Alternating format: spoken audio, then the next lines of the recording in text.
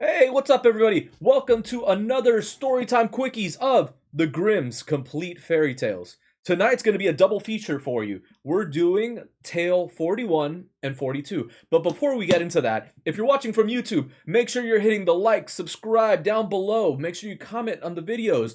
If you want, right after this video, there will be a playlist that pops up right under here that's going to be able to take you to all the other story times that we've been reading on stream. We have a little over 40 stories so far, so you can go check that out. There's a lot of really good stuff on there.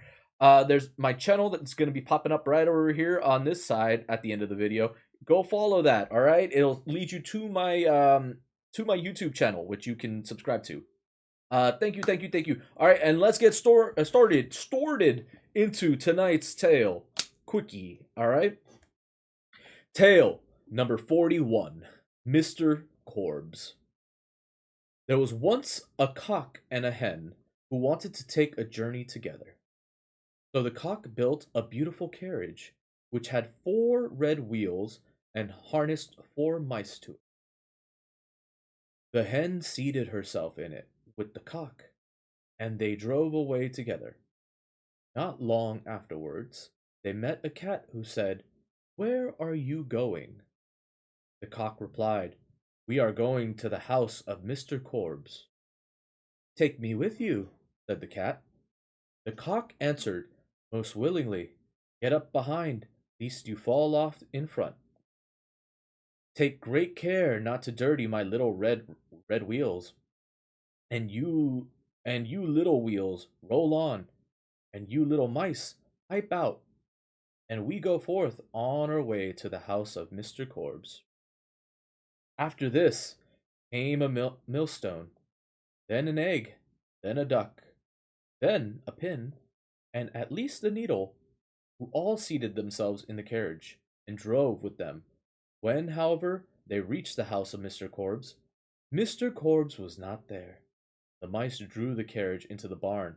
The hen flew with the cock until upon a perch. The cat sat down by the hearth, the duck on the sink. The egg rolled itself into a towel.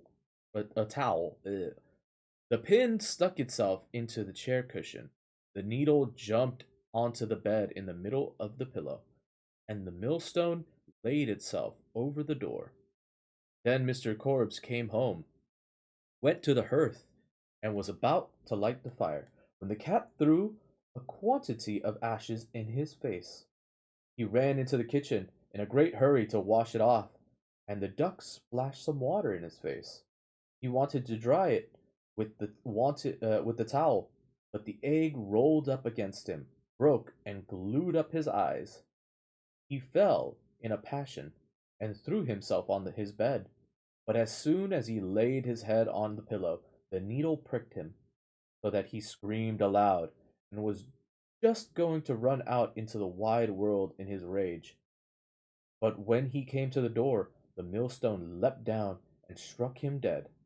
Mr. Korbes must have been a very wicked man. That concludes tale number 41. I told you this was going to be a very quick one. Okay, so that was less than a page long. Wicked story. It reminds me a lot of a previous story that we read as well, regarding another tale of like the needle and the duck. What was it called? I feel like that one was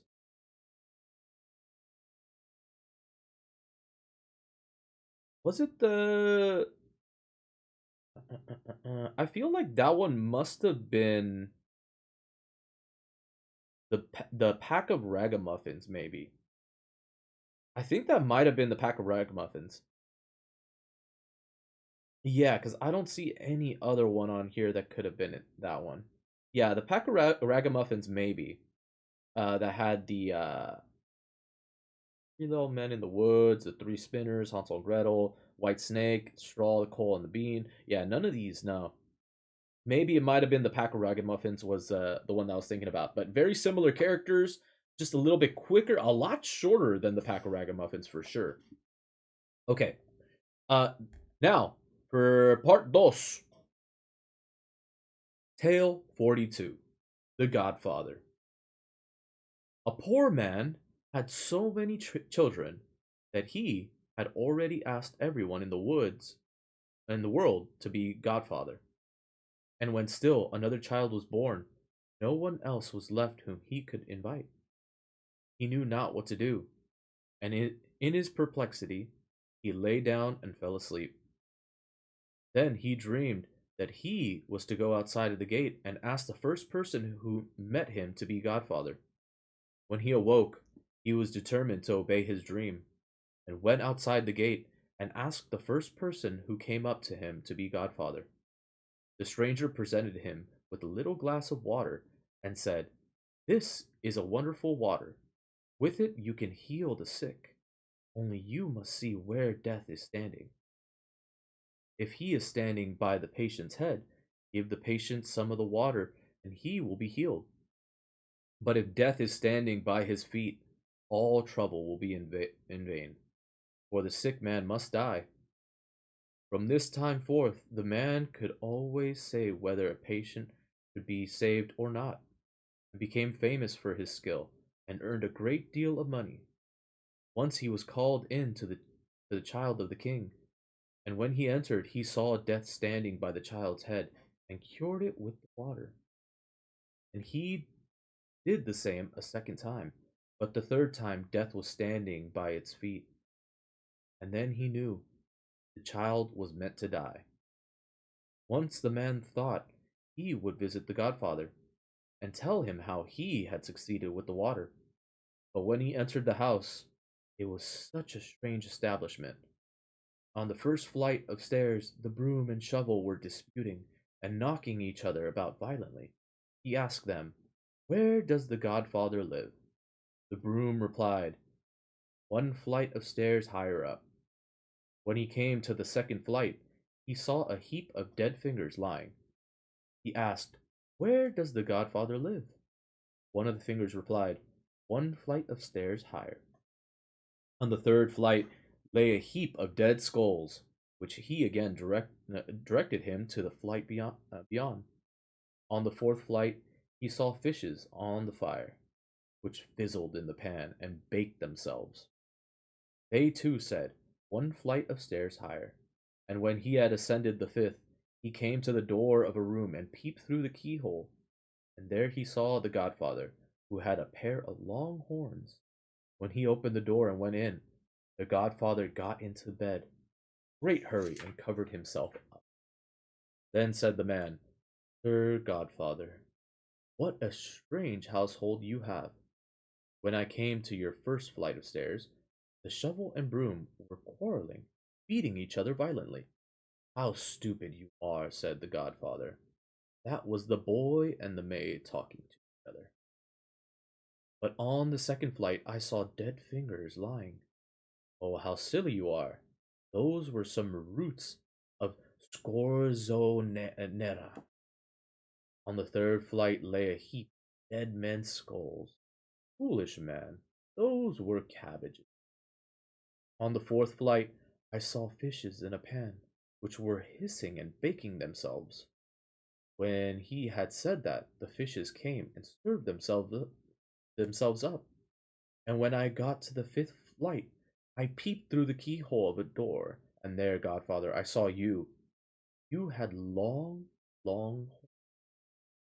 Oh, that is a lie." The man became alarmed and ran out, and if he had not, who knows what the godfather would have done to him. And that is the end of Tale 42, The Godfather. That ends very, very abruptly. How weird is that, right? So he ends up picking this Godfather, the first person he sees out on the road, and this dude gives him a stick that basically allows him to see who is gonna die and who can be saved as a doctor, and he becomes renowned in his skill and stuff like that. Very, very odd story, huh? I don't see the morality in that story at all. That's quite one. I mean, again, it's like one of those like weird stranger stories, but like there's no real point to it. Mr. Korbes, there wasn't really a point to it either. It's just a dude that gets completely fucking obliterated by these random visitors he gets at his house, which are all just um very inanimate objects. And it's the same with this other story, The Godfather, where he's referring to these inanimate objects as like other things. You know, he's saying, "Oh, you're crazy." You know, the broom and the he's saying? The shovel and the broom are the boy and the maid. You know, and not, quite odd, right? So it makes you think like this tale is kind of like making fun of the brothers Grimm stories. Literally, The Godfather is a tale that's kind of making fun of the other tales before it, Mr. Korbes, because it's literally saying like, oh, these inanimate objects aren't inanimate. They're just, you know, uh, they're kind of what's the word for it? Uh, they're oh god, I'm blanking. So they're metaphors.